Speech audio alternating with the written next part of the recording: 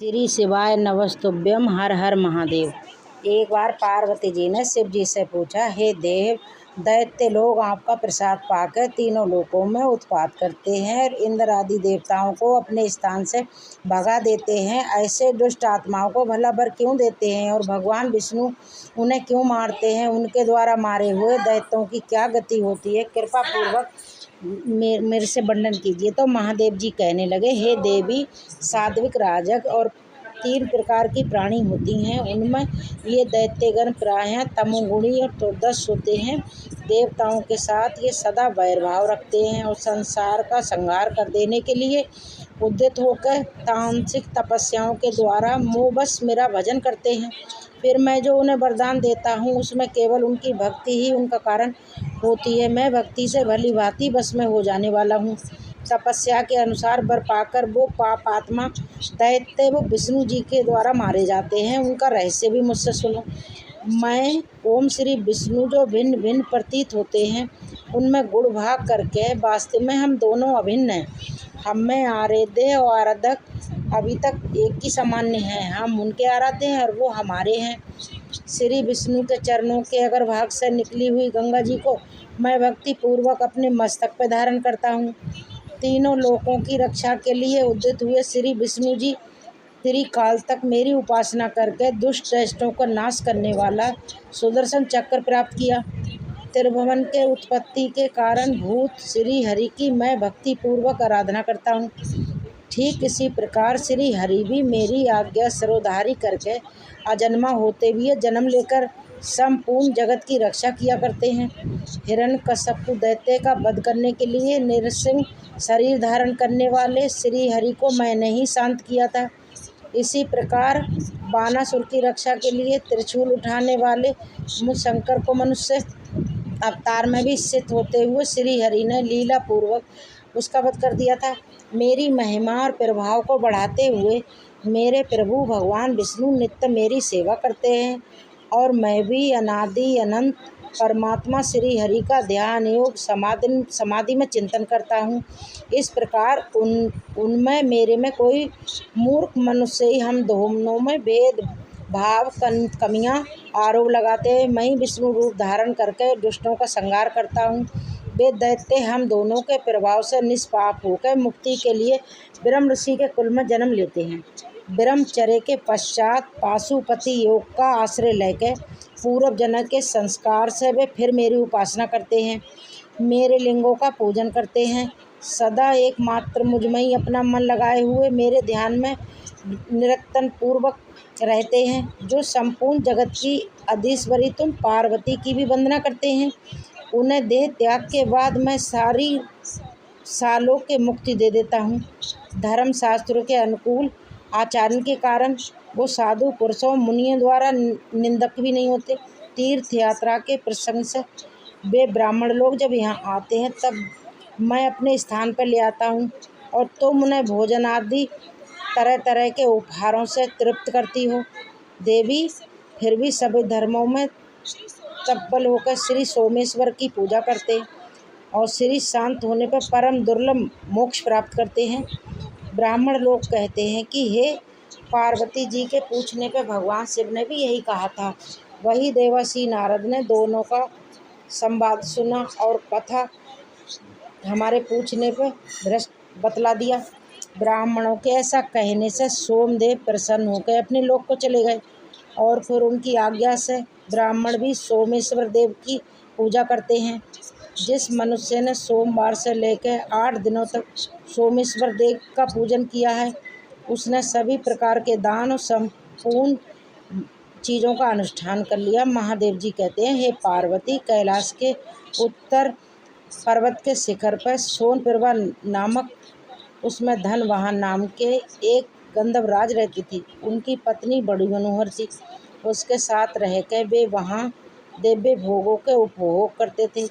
समय अनुसार उनके 8 पुत्र हुए। पुत्रों के बाद एक कन्या उत्पन्न हुई जिसका नाम गंधर्व सेना था। वो पिता की आज्ञा से बहुत ही कन्याओं के वृक्षों, लताओं, फलों, फूलों से सुशोभित और प्यार में खेला करती थी। एक दिन खेलते हुए उस कन्या को देख के उसकी माता ने पति से कहा, स्वामी, बंधु बांधवों सहित अपनी मेरा भी जीवन व्यर्थ है। जिनके घर में इतनी बड़ी कन्या अविवाहित है। पत्नी के ऐसा कहने पर गंधर्वराज ने कहा, देवी, मैं पुत्री के लिए सुंदर वर की खोज करता हूँ। ऐसा कह के धनवाहन में अपनी पुत्री को पुकारा। माता पिता के बुलाने पर गंधर्व सेना तुरंत आ गई और उनके चरणों में प्रणाम करके बोली, पिताजी क्या आज्ञा है। धनवाहन ने प्रसन्न होकर कहा, बेटी, तुम्हें जो कोई वर पसंद हो तो तुम बताओ, मैं उसी गंधर्व शिरोमणि के साथ तुम्हारा विवाह करवा दूंगा।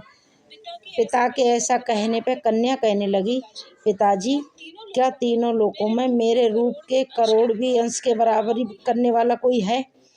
उसकी अद्भुत बात सुनकर माता पिता बहुत चकित रह गए और आपस में बोले, हमारी पुत्री ने ये अच्छी बात तो नहीं कही। गंधर्व सेना उस विशाल उद्यान में पहले की तरह अपनी सखियों के साथ खेलने में मगन हो गई। बसंत का समय था, झूला झूल रही थी। उसी समय गणनायक शिखंडी दिव्य विमान पर बैठ के वहां पर आ निकला। उसने आकाश से ही उस कन्या को देखा। मध्याह्न संध्या का समय था। वो अपने विमान से उतरा और उसी वहां ठहर गया। उसी समय वहां गंधर्व कन्या के मुख से वचन सुना कि संसार में कोई देवता दानव मेरे रूप के करोड़ के अंश के बराबर भी नहीं है। तब गणनायक ने अहंकार में भरी उस कन्या को श्राप दे दिया कि तुम रूप के अभिमान में गंधर्वों देवताओं को अपमान कर रही हो, तुम्हारे शरीर में कोढ़ हो जाए। ये साफ सुन के वो कन्या भयभीत हो गई। उस साष्टांग प्रणाम करके दया की भीख मांगने लगी। उसके करुण विनय से गणनायक को दया आ गई। उसने कहा, तुम्हारी गर्भ का फल है, इसलिए गर्भ कभी नहीं करना चाहिए। हिमालय के वन में गौसंग नाम के एक श्रेष्ठ मुनि रहते थे, वे ही तुम्हारे उपकार करेंगे। ऐसा कह के गणनायक चला गया। गंधर्व सेना उस संदर्भ वन को छोड़ के अपने पिता के पास आई और कुछ लोग होने का सारा कारण कह सुनाया। सुनकर उसके माता पिता शोक से तड़प उठे और अपनी पुत्री को साथ लेकर तुरंत हिमालय पर्वत पे आ गए। वहां उन्होंने गौसंग ऋषि के आश्रम को देखा। मुनिवर को संग आश्रम के भीतर बैठे थे। उनका दर्शन करके स्तुति प्रणाम करके वे दोनों गंधर्व दंपत्ति आगे बढ़ गए, उनकी भूमि पर बैठ गए। मुनि के पूछने पर गंधर्वराज ने कहा, हे मुनिवर, मेरी कन्या का शरीर कुष्ठ रोग से पीड़ित है, जिससे इसकी शांति हो सके ऐसा कोई उपाय कीजिए। गौसंग मुनि कहने लगे, भारतवर्ष में समुद्र के पास सर्वदेव वंदित भगवान सोमनाथ विराजमान है। वहां जाकर मनुष्य को एक समय भोजन करते हुए सब रोगों के नाश के लिए सोमनाथ जी की पूजा करनी चाहिए। तुम सोमवार व्रत के द्वारा भगवान शंकर की आराधना करो। ऐसा करने से तुम्हारी पुत्री का रोग नष्ट हो जाएगा। महर्षि का ये वचन सुनकर गंधर्वराज ने वहां जाने का विचार किया और गौसंग मुनि से पूछा, भगवान, सोमवार का व्रत कैसे करना चाहिए, किस समय उसका अनुष्ठान उचित है, कृपया बताइए। तो गौसंग मुनि ने कहा, पहले ब्रह्म बेला में उठकर शौच आदि से निवृत्त होकर दांत साफ करें, फिर स्नान करके अपने धर्म के अनुसार नित्य कर्म करें। फिर उसके बाद सुंदर फल और उत्तम कलश की स्थापना करें, जिसमें आम का बल्लभ डाला गया हो और चंदन से तरह तरह के चित्र बनाए गए हों। कलश के ऊपर पात्र रखें और उस पात्र में जटा मुकुट मंदिर सभा मन भूषण श्वेत वस्त्र धारण करें और सब्जी की प्रतिमा स्थापित करें। इसके बाद उमा सहित महेश्वर की श्वेत वस्तुओं और तरह तरह के पदार्थ भोजन करें। बिजौरा नींबू अर्पण करें और मंत्र से सब प्रकार पूजा करें। इस प्रकार कहें, हे महादेव, आप श्रेष्ठ श्वेत आभूषण से आधे शरीर में भगवती उमा से सहित हैं। आपके 5 मुख 10 भुजाएं और प्रत्येक मुख के साथ 3-3 नेत्र हैं। आपको नमस्कार है। आप सर्व स्वरूप हैं, आपको नमस्कार है। इसी मंत्र से पूजन और स्तुति करते हुए रात में भोजन करें। सोमनाथ महादेव जी का ध्यान करते हुए उसकी चटाई पर सोए। ऐसा करने पर 18 प्रकार के कुष्ठ रोगों का नाश हो जाता है। दूसरे सोमवार को दंत धावन करें, दांत साफ करें और ज्येष्ठा शक्ति से शिव जी का कमल के फूलों से पूजन करें। विधि पूर्वक मधुर भोजन करें। भगवान को नारंगी चढ़ाए। शेष सारी पूजा पहले की तरह करें। दूसरे सोमवार को ऐसा करने से लाखों गौदान का फल मिलता है। तीसरे सोमवार को अवामार की दातुन करके शिव जी का पूजन करें। अनार के फल का भोग लगाएं और चमेली के फूलों से पूजा करें। रात में भोजन करें, उससे सिद्धि नामक शक्ति के साथ पूजा करनी चाहिए। चौथे सोमवार को गूलर की दातुन करने का विधान है। उस दिन सोमा सहित गौरीपति की पूजा करना चाहिए। नारियल का फल चढ़ाएं। रात में चीनी खाएं और जागरण करें। पांचवें सोमवार को विभूति सहित गणेश वन की कुंड की फूलों से पूजा करें। पीपल की दातुन करें और मुनक्का के साथ अर्घ दें। रात को भक्त तंदुल सफ़ेद मक्का का भोजन करें। ऐसा करने से अश्वमेध एक का फल मिलता है। छठे सोमवार को भद्रा सहित स्वरूप नामक शिव जी का पूजन करें। चमेली की दातुन करें और धतूरे के फल से अर्घ दें। उस दिन बेला के फूलों से परम भक्ति पूर्वक पूजन करनी चाहिए। रात में कपूर भोजन करें। सातवें सोमवार को बेला की दातुन करें और दीपा शक्ति के साथ सर्वज्ञ शक्ति की पूजा करें। जम्बीरी नींबू का फल अर्पित करें और चमेली के फूलों से पूजा करें। रात को लौंग खाएं। ऐसा करने से अनंत फल की प्राप्ति होती है। आठवें सोमवार को केले के फल और मरुआ के फूलों से अमोघा शक्ति जगदीश्वर शिव का पूजन करें। रात में दूध पिएं, इससे अग्निष्टोम का फल मिलता है। करोड़ बार गंगा स्नान करने के और सूर्य ग्रहण के समय कुरुक्षेत्र में वेद विद्ता ब्राह्मणों को 10,000 स्वर्ण मुद्रा दान करने से जिस फल की प्राप्ति होती है, वही सोमवार व्रत करने से कोटि गुना करके मिल जाता है। नवा सोमवार प्राप्त होने पर व्रत का उद्यापन करें। ध्वजा पताकाओं से गोल मंडप और कुंड बनाएं। 4 दरवाजे बना के मंडप के मुख पर चौकोर बिंदु का निर्माण करें। उस पर मंडल बना के बीचों बीच कमल बनाएं। 8 दिशाओं में अलग अलग सुनन सहित कलश स्थापित करें। पूरब से लेकर वाम तक स्थापना करें। कन्यका में श्री सोमनाथ जी को विराजमान करें। श्री सोमनाथ जी की सोने की मूर्ति मनोमती नामक शक्ति के साथ सोन सैया पर स्थापित करना चाहिए। सोने अथवा रजित सहज से भर के उसे सोन सैया पर ढक कर रख दें और उसी पर शिव प्रतिमा का पूजन करें। फिर वस्त्र, आभूषण, तांबूल, छत्र, चवर, दर्पण, दीप, दल, घंटा, सैया और गद्दा सोमनाथ जी की प्रति उद्देश्य से किसी आचार्य को दान कर दें। वहीं होम कराएं।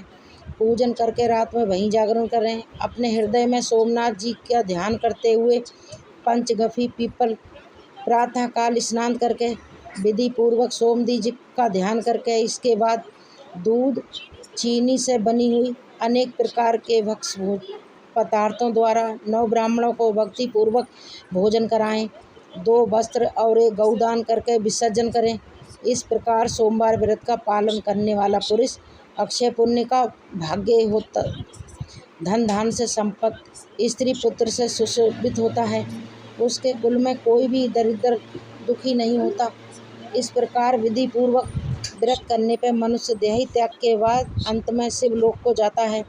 नाभाग जहाँ भगवान सोमनाथ विराजमान है वहाँ शीघ्र ही जाओ। महादेव जी कहते हैं। गौसंग मुनि के ऐसा कहने पर गंधर्वराज धनवाहन अपनी पुत्री के साथ सब उपहार लेकर परिवार क्षेत्र में आ गए। वे सोमनाथ जी का दर्शन करके आनंद मगन हो गए। यात्रा के क्रम से सोमनाथ जी का पूजन करके उन्होंने कन्या सहित सोमवार का व्रत किया। इससे उनके ऊपर सोमनाथ जी प्रसन्न हुए और उन्होंने उनकी कन्या का रोगों का नाश करके समस्त कामनाओं की सिद्धि देने वाला गंधर्व देश का राज और अपनी भक्ति प्रदान करी। महादेव जी से वरदान पाकर धनवाहन गंधर्व कृतार्थ हो गए। उन्होंने सोमनाथ जी के उत्तर भाग में दंड पानी के समीप भक्ति पूर्वक शिव की स्थापना की। वे वर 5 धनुष की दूरी पे थे। पंचमी तिथि में उनकी पूजा करके मनुष्य कभी दुखी नहीं होता। धन वाहन की गंधर्व सेना नहीं, वही गौरी जी के समीप पूर्व भाग में 3 धनुष की दूरी पर विमलेश्वर नामक शूली की जिस सब रोगों का नाश करने वाला है। तृतीया को विमलेश्वर की पूजा करके प्रत्येक स्त्री दुर्भाग्य दोष से मुक्त हो जाती है, घरमान में सम्मानित होती है, पुत्र संपूर्ण मनोरथों को प्राप्त कर लेती है। जय भोलेनाथ।